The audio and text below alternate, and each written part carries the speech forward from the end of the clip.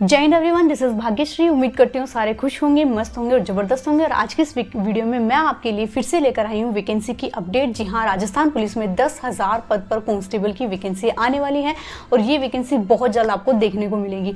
इस वैकेंसी की क्या क्या खास बात रहने वाली है, कब आपकी वैकेंसी आएगी, कब फॉर्म शुरू होंगे, एग्जाम कब होंगे, क्या इसमें अदर स्टेट अप्लाई कर सकते हैं, क्या पहले रिटर्न होगा या फिजिकल होगा, उसके अलावा क्या हम एक से ज़्यादा जिलों में फॉर्म अप्लाई कर सकते हैं, सारी बात हम वन बाय वन करने वाले। जितने भी आपके डाउट है सारे मैं वन बाय वन दूर करने वाली हूँ, तो वीडियो को स्टार्टिंग से एंड तक जरूर देखना। और हाँ, अब चैनल पर आ ही गए हैं तो चैनल को सबसे पहले जाकर सब्सक्राइब कर लीजिए और अपना लाइक शेयर जरूर कर दीजिए, क्योंकि मेरा ड्यूटी करने के बाद जो मुझे टाइम मिलता है उस टाइम में मैं आपके लिए इन्फॉर्मेटिव और ऑथेंटिक वीडियोस प्रोवाइड करवाती हूँ, तो आपके द्वारा इतना काम तो बनता ही है। ओके, तो जल्दी से जाकर चैनल को सब्सक्राइब कर दीजिए। तो सबसे पहला आपका ये डाउट है कि मैम कितने पद पर ये वैकेंसी है। तो देखो, ये इस वैकेंसी की अपडेट न्यूज़पेपर के माध्यम से मिली है, ट्विटर पे भी ये चीज़ एक आध बार आ गई है। जैसे हमें UP police constable sub inspector की जो वैकेंसी की अपडेट ट्विटर से मिली है, वैसे इसकी वैकेंसी की अपडेट यानी राजस्थान पुलिस कांस्टेबल की वैकेंसी की अपडेट हमें न्यूज़पेपर के माध्यम से मिली है। स्क्रीन पर आपको अभी शो हो रहा होगा, मैं आपको बता देती हूँ इसमें क्या लिखा हुआ है। पुलिस मुख्यालय ने कांस्टेबल की भर्ती की प्रक्रिया शुरू कर दी है, जल्द ही इसके लिए आवेदन शुरू होंगे। गृह मंत्रालय ने 10,000 पद पर कांस्टेबल भर्ती के लिए वित्तीय एवं प्रशासनिक स्वीकृति जारी कर दी है। एडीजीपी विपिन कुमार पांडे ने बताया 31 मार्च के बाद में भर्ती प्रक्रिया शुरू होगी। अब सेकंड आपका इसलिए डाउट रहता है कि मैम फॉर्म कब से स्टार्ट होंगे। तो देखो, 31 मार्च के बाद यानी चांसेस है फर्स्ट वीक ऑफ अप्रैल में आपके फॉर्म यहाँ पर स्टार्ट होने की पूरी संभावनाएं हैं। थर्ड आपका इसमें डाउट रहता है कि एजुकेशन क्वालिफिकेशन क्या मांगी है। तो देखो, इसमें सिंपल 10+2 यानी 12th मांगी गई है नॉर्मल पुलिस कांस्टेबल के लिए, ठीक है। उसके अलावा आपका इसमें सीईटी कंपलसरी होना चाहिए। आप स्क्रीन पर देख सकते हैं, लास्ट टाइम का जो नोटिफिकेशन था उससे मैं आपको थोड़ा इन्फॉर्मेशन देती हूँ। 2023 में ये वैकेंसी आई थी, 24 में ये वैकेंसी नहीं है, अब डायरेक्ट 2025 में ये वैकेंसी है। तो देखो, आप स्क्रीन पर देख सकते हैं, अगर आप जनरल, ओबीसी, एमबीसी है, सीईटी कर रखा है तो 40% मिनिमम 120 नंबर आपके होने चाहिए। SC ST से हैं तो 36% 108 नंबर आपके होने चाहिए, या TSP से हैं तो 30% यानी कि 90 अंक आप CET यानी सीनियर सेकेंडरी लेवल 2022 में होना चाहिए। सामान्य पात्रता परीक्षा जिसे हम कहते थे उसमें आपका होना चाहिए न्यूनतम।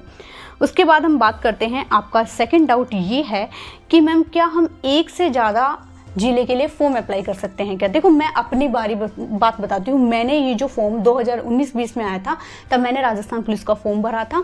उस टाइम पे ये चीज़ थी कि हाँ, आप एक से ज़्यादा जिलों के लिए फॉर्म अप्लाई कर सकते हैं। तो मैंने किया था उस टाइम कोटा ग्रामीण के लिए और एक चूरू संभाग से कहीं किया था।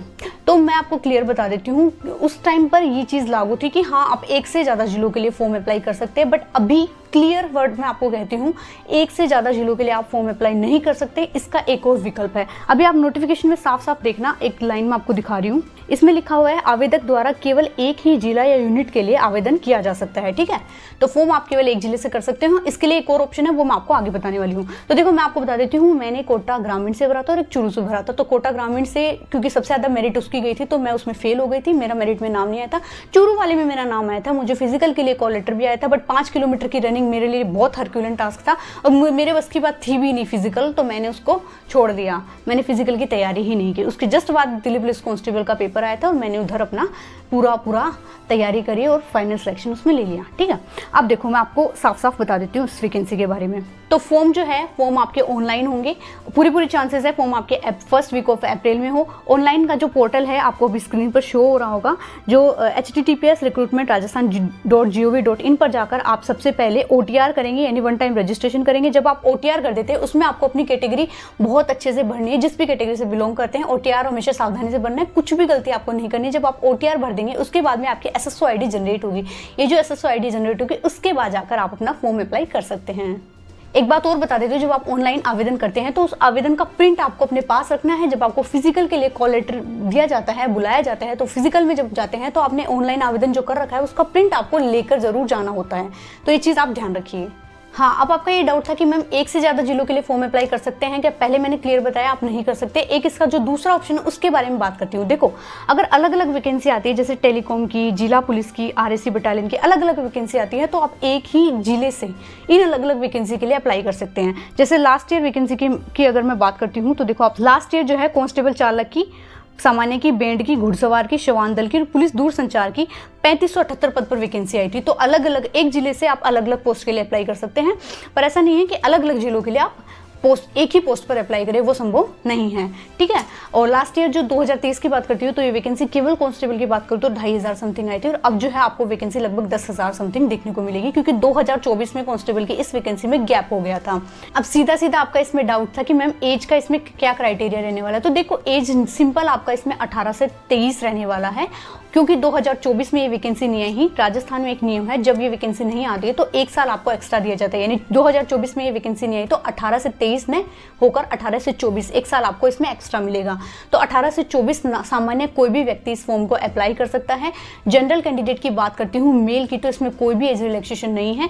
जनरल कैटेगरी की फीमेल को इसमें 5 साल का एज रिलैक्सेशन है, यानी कि 18 से अब 23 की जगह 24 हो गया प्लस 5 साल, यानी जनरल कैटेगरी की फीमेल 29 साल तक इस फॉर्म को भर सकती है, ठीक है। उसके बाद हम बात करते हैं ओबीसी की, एमबीसी की, एससी की और एसटी के मेल की। इन सबको 5 साल का एज रिलैक्सेशन मिलता है, यानी कि हम 24 में 5 जोड़ दें तो 29 मेल, ये सारी कैटेगरी के। उसके अलावा मैं बात करती हूँ अन्य कैटेगरी की फीमेल, जिसमें ओबीसी, एमबीसी, एससी और एसटी, इन सबको 10 साल का एज रिलैक्सेशन यहाँ पर मिलता है, यानी कि 24 प्लस 10 34 साल की इन सारी कैटेगरी की फीमेल यहाँ पर अप्लाई कर सकती हैं। अब नेक्स्ट इसमें बात करते हैं कि मैम इसका सिलेबस क्या रहने वाला है। सिलेबस की हम सबसे पहले बात करते हैं। देखो मैं आपको बता देती हूँ, पहली बात तो ये कि इसका पेपर जो है इस साल ऑफलाइन होगा। लास्ट ईयर 2023 में ये पेपर ऑनलाइन हुआ था, बट इस साल ऑफलाइन होगा। ओएमआर शीट पर आपको इसमें प्रैक्टिस करके जाना है अपने पेपर से पहले। ऐसा नहीं हो कि एक बबल छूट जाए और लास्ट में आके हमने सारे भर दिए, इसका मतलब हमने कहीं ना कहीं गड़बड़ कर दिया है। तो आप जब फॉर्म के लिए आप जब प्रिपरेशन करते हैं अपने पेपर के लिए, तो साथ साथ में एक 10-15 ओएमआर अपनी रखना कि हाँ इसमें मैं प्रैक्टिस करते रहूँ गोले भरने की, ठीक है। अब मैं इसमें बात करती हूँ कि आपका सिलेबस क्या रहने वाला है। देखो इसमें रीजनिंग, मैथ और आपका जो है कंप्यूटर 60 नंबर का रहने वाला है, यानी कि इसमें मैं टोटल बात करती हूँ रीजनिंग, मैथ और कंप्यूटर 60 नंबर का रहेगा। सामान्य ज्ञान यानी कि जीके आपका जो सेंट्रल लेवल का है, यानी जीके इंडिया लेवल की बात करती हूँ, जीके इंडिया लेवल का और साइंस, ये दोनों और करंट अफेयर, ये तीनों सब्जेक्ट आपके रहेंगे 35 नंबर के। उसके अलावा महिला अपराध व बाल विकास एक टॉपिक रहता है जिसके 10 नंबर रहते हैं, ठीक है। इसमें स्पेशली महिलाओं के साथ होने वाले बलात्कार, पॉक्सो एक्ट के बारे में, घरेलू हिंसा के बारे में और कार्यस्थल पर यौन शोषण, इसके बारे में जितनी भी चीज़ें हैं, धाराएं हैं, एक्ट्स है, वो सारी यहाँ पर बताई गई हैं। तो इसकी एक स्पेसिफिक बुक आप पढ़ के जाना। मैंने अपने टाइम पर पर्टिकुलर एक पूरी बुक से तैयारी करी थी, उसके अलावा मैंने कुछ टीचर्स की हेल्प ली थी। तो 10 नंबर का ये पोर्शन रहता है, काफ़ी अच्छा। इसमें आप पढ़ के जाएंगे तो आराम से धाराएं कर लेंगे, ठीक है। उसके अलावा अब जो है एग्जाम का पैटर्न इसमें धाराओं के साथ साथ, जैसे पॉक्सो एक्ट की कुछ धारा, बलात्कार से रिलेटेड कुछ धारा, ठीक है, उनके जो सेक्शंस है उनसे रिलेटेड। उसके अलावा जो महिलाओं के लिए कुछ नई नई योजनाएं चलाई गई हैं, बाल विकास के लिए जो योजनाएं चलाई है, उन पर ज़्यादा फोकस रहता है इस 10 नंबर में, ठीक है। उसके अलावा आपका एक टॉपिक रहता है राजस्थान जीके का, जो लगभग 45 नंबर का रहता है, ठीक है।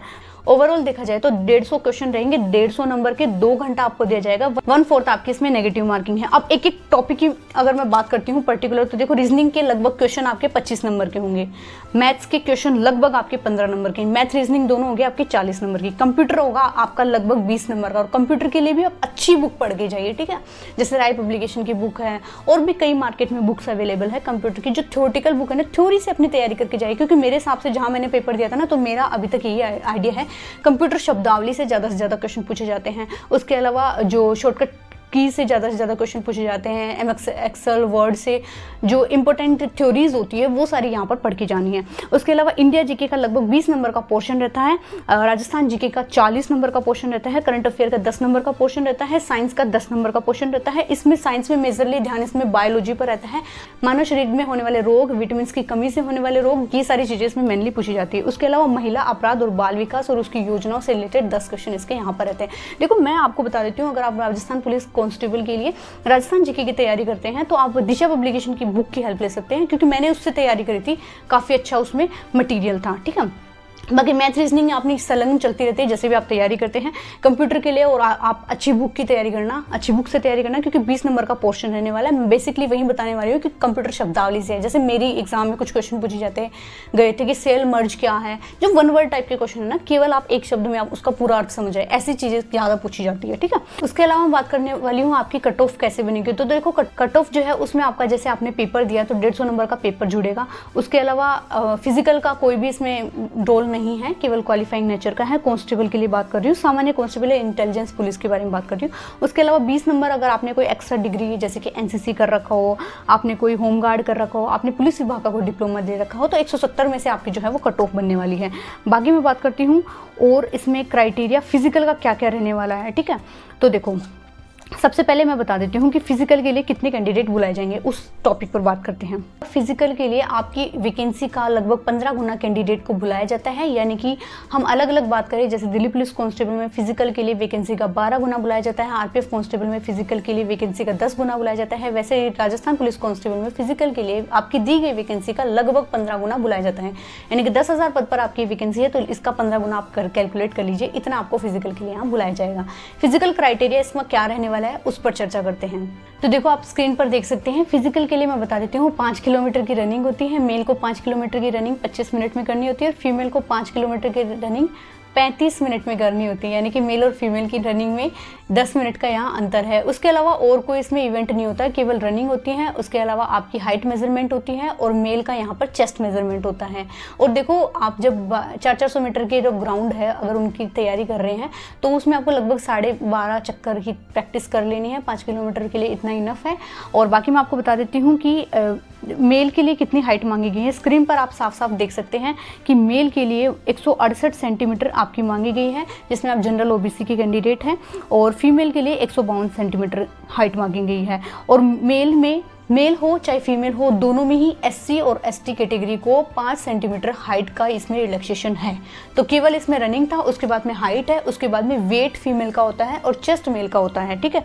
चेस्ट मेजरमेंट जो मेल का होता है उसमें आपका बिना फुलावट 81 सेंटीमीटर और फुलावट सहित 86 सेंटीमीटर, यानी कम से कम आपका इसमें 5 सेंटीमीटर का यहाँ पर फुलाव होना चाहिए। उसके अलावा फीमेल का चेस्ट मेजरमेंट कुछ है नहीं। तो देखो, मैंने आपको क्लियर बताया, अगर आप मेल कैंडिडेट है 168 आपकी हाइट होनी चाहिए, ओबीसी और जनरल। SC ST से हैं तो 5 सेंटीमीटर का आपको रिलैक्सेशन मिलता है। 168 में से 5 घटा दो तो आपका 163। और उसके अलावा मैं बात करती हूँ, आप अगर जनरल और ओबीसी से हैं, फीमेल 157, SC ST से हैं 5 सेंटीमीटर का रिलैक्सेशन 152, आप यहाँ एलिजिबल है। मेल के लिए चेस्ट मेजरमेंट है, फीमेल के लिए नहीं है, ठीक है। बाकी फीमेल का यहाँ पर वेट मापा जाता है 47.5 डिग्री, 47.5 किलो कम से कम आपका यहाँ पर वेट होना चाहिए। उसके अलावा हम बात करते हैं इसका सिलेक्शन प्रोसेस क्या है। तो देखो, इसका सिलेक्शन प्रोसेस बिल्कुल सिंपल है। इसमें पहले आपका रिटन एग्जाम होता है, उसके बाद में आपका फिजिकल होता है, फिजिकल होने के बाद में आपका इसमें जो है मेडिकल होता है, ठीक है। अब हम कंप्लीटली बात कर लेते हैं कि फॉर्म फीस कितनी है। तो फॉर्म फीस इसमें डिसाइड है, अगर आप जनरल ओबीसी एमबीसी से है 600 रुपये, SC ST से है तो 400 रुपये आपको यहाँ पर देने होंगे। उसके अलावा मैं बात कर लेती हूँ कि आपका इसमें मेडिकल का क्या क्राइटेरिया है। तो देखो, अभी तक मैंने आपके इसमें सारे डाउट दूर कर दिए। वैकेंसी के बारे में कर दिया, कब फॉर्म भरेंगे, कब आपके एग्जाम होंगे, वो दूर कर दिया। मैंने आपको बता दिया अदर स्टेट आप फॉर्म अप्लाई कर सकते हैं। मैंने आपको बता दिया एक से ज़्यादा फॉर्म आप अप्लाई डायरेक्टली नहीं कर सकते, अगर अलग अलग वैकेंसी आती है तो आप इसमें कर सकते हैं। उसके अलावा जो आपका डाउट था मेनली मेडिकल के रिगार्डिंग, तो मेडिकल के बारे में आप स्क्रीन पर देख सकते हैं। अच्छे से मैं आपको देखो समझाती हूँ। देखो, मेडिकल में जो है आप पूर्णतः जागरूक सुदृढ़ वाला आपका शरीर होना चाहिए, कोई भी आपको शारीरिक विकार नहीं होना चाहिए, दोष से आप मुक्त होने चाहिए। अभ्यर्थी के घुटने आपस में टकराने नहीं चाहिए, मतलब आपके नोकनी बिल्कुल भी नहीं होना चाहिए। उसके अलावा वेरिकोस वेन जिसे कह देते हैं, कई लोगों के होते हैं नसें फूली होती हैं। तो देखो, कई लोग जो है वो थकावट की वजह से उनकी नस फूल जाती हैं, कई लोगों की नेचुरली नस फूल रखी है। तो ऐसे में ना जो डॉक्टर्स है वो बता सकते हैं कि आपको वेरिकोस वेन है या नहीं है, ठीक है। और अभी आप स्क्रीन पर देख सकते हैं, इसमें आपका आंखों का भेंगापन बिल्कुल भी नहीं चलेगा, ठीक है। उसके अलावा मैं बात करती हूँ, आपको रतूंदी यानी नाइट ब्लाइंडनेस जिसे कहते हैं वो नहीं चलेगा। आंख में किसी प्रकार का मोतियाबिंद, ट्रोकोमा, ग्लूकोमा जैसी कोई भी बीमारी आपकी यहाँ पर नहीं होनी चाहिए। उसके अलावा मैं बात करती हूँ, आपको कलर ब्लाइंडनेस जैसी बिल्कुल भी समस्या नहीं होनी चाहिए। आप हकलाकर बोल रहे, थोड़ा बहुत बोल रहे चल जाता है, ऐसा नहीं कि जैसे आप वो गोलमाल मूवी की तरह अटक ही गए तो फिर इसमें आप फेल हो जाएंगे, ठीक है। नेक्स्ट हम बात करते हैं, आपका फ्लैट फुट इसमें चेक किया जाता है। नोकनिक मैंने बता दिया, हाथों में बैंड तो नहीं है ये मैंने बता दिया। उसके अलावा मैंने आपको बताया है कि इसमें आपका किसी भी प्रकार की सर्जिकल आपको प्रॉब्लम नहीं हो, यानी शल्य प्रॉब्लम आपको नहीं हो, या फिर कोई भी आपका अंग विकृत नहीं हो, कुछ अलग कोई स्पेसिफिक बड़ी जो अगर आप में बीमारी है, कमी है, तो उसमें आप बाहर कर दिए जाते हैं, ठीक है। मेजरली इसमें बाहर करने का कारण यही है, कलर ब्लाइंडनेस आपका नहीं होना चाहिए, ठीक है। ये सारे इसमें पॉइंट है। बाकी मेडिकल इसका आसान ही होता है। आइज़ का सबसे ज़्यादा डाउट रहता है, आइज़ आपकी इसमें 6/6 मांगी गई है। बाकी आप चश्मे से भी इसमें कुछ क्राइटेरिया दिया गया है, जब आपका मेडिकल होता है उस टाइम पर भी आपको नोटिफाई कर दिया जाता है कि ये चीज़ आपकी यहाँ पर मान्य है। बाकी इस वैकेंसी के रिगार्डिंग जितने भी डाउट थे मैंने आपके सारे दूर करने की कोशिश करी।